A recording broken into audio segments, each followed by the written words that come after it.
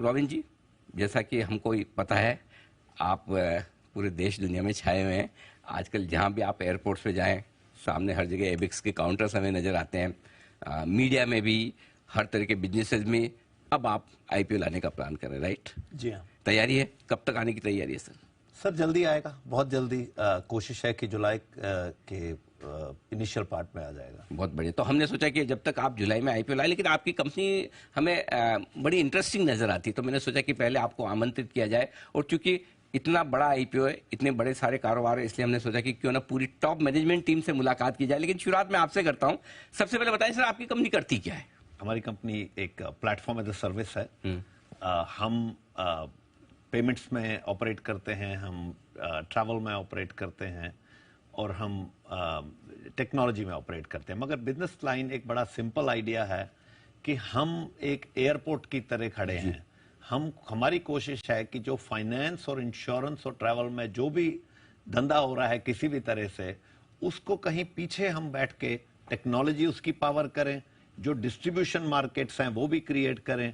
एक and to and हमने एक सोल्यूशन बनाया है कि एक डिजिटल जर्नी जो है कंज्यूमर की, उसको पूरे को हम उसमें हर चीज में इन्वॉल्व रहते हैं।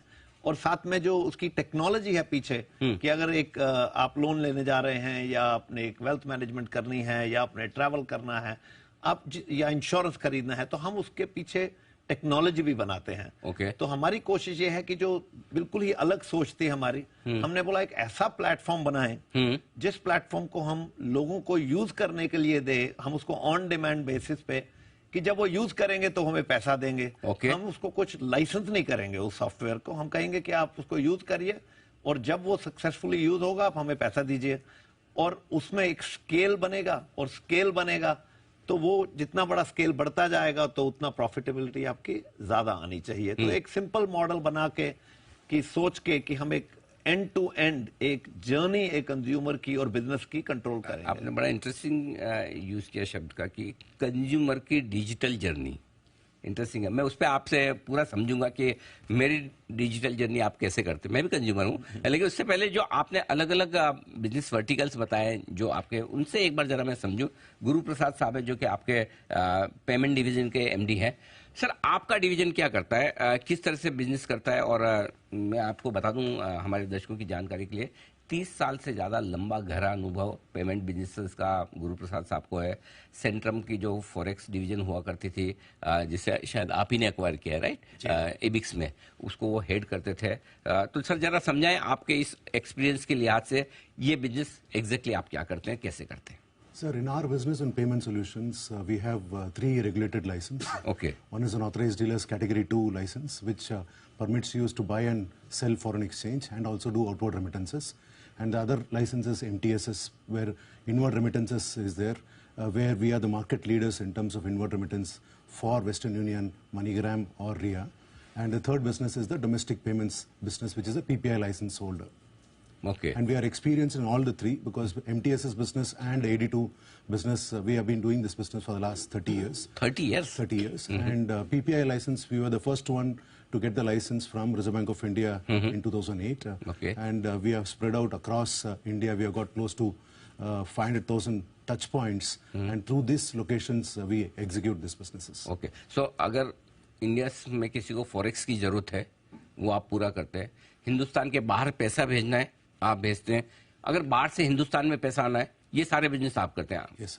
Am I right? Robin sir बराबर समझ, अच्छे से कैप्चर किया। सो इसके अलावा जो पीपीआई बिजनेस की बात कर रहे हैं गुरु प्रसाद, वो जरा मुझे समझाइए, ये एग्जैक्टली बिजनेस क्या है, इसमें क्या स्कोप है? सर देखिए, पीपीआई के बिजनेस में हम, जैसे एक कार्ड्स बिजनेस होता है, या एक गिफ्ट कार्ड बिजनेस होता है, एक प्रीपेड कार्ड बिजनेस है, या बिल पेमेंट सर्विसेज हैं, तो ये सब बहुत से तरीके इसमें सर्विसेज हैं। वो सर्विसेज भी हम सब प्रोवाइड करते हैं। मगर इसमें जो मेन बिजनेस है पेमेंट में, देखिए हमारे जो बिजनेस के आपने 3 वर्टिकल की बात करी, तो 52%, 53% हमारा बिजनेस टेक्नोलॉजी से आता है, प्लेटफॉर्म एज अ सर्विस। 53%, 53%। जी। तो 19% हमारा जो है रेवेन्यू, वो ट्रैवल से आ रहा है। वो भी प्लेटफॉर्म एज अ सर्विस है, टेक्नोलॉजी बेस्ड ट्रैवल हम प्रोवाइड करते हैं। ओके। फिर आपका जो बाकी का जो बिजनेस है, वो सारा पेमेंट्स डिवीजन से आता है। उस पेमेंट डिवीजन में 2 बड़े सेक्टर हैं, जिसमें कि पैसा हिंदुस्तान में जो आता है, और पैसा हिंदुस्तान से जो बाहर जाता है, राइट। और उसके अलावा फॉरेन एक्सचेंज का बिजनेस। अगर आप इन एरियाज को लेंगे तो इबिक्स कैश बहुत बड़ा लीडर है हिंदुस्तान का इन सेक्टर्स में। अच्छा। बहुत धंधा करते हैं और आप कोई भी मैट्रिक ले लीजिए, किसी का भी मैट्रिक ले लीजिए, किसी थर्ड पार्टी का, तो वो सब आपको बताएंगे कि इबिक्स कैश इसका लीडर है। Okay, wonderful. इस पूरे बिजनेस में जो फॉरेक्स के लेन देन का है, हिंदुस्तान के बाहर पैसा भेजना हो, हिंदुस्तान में अंदर पैसा मंगवाना हो, लीडर है इबिक्स कैश।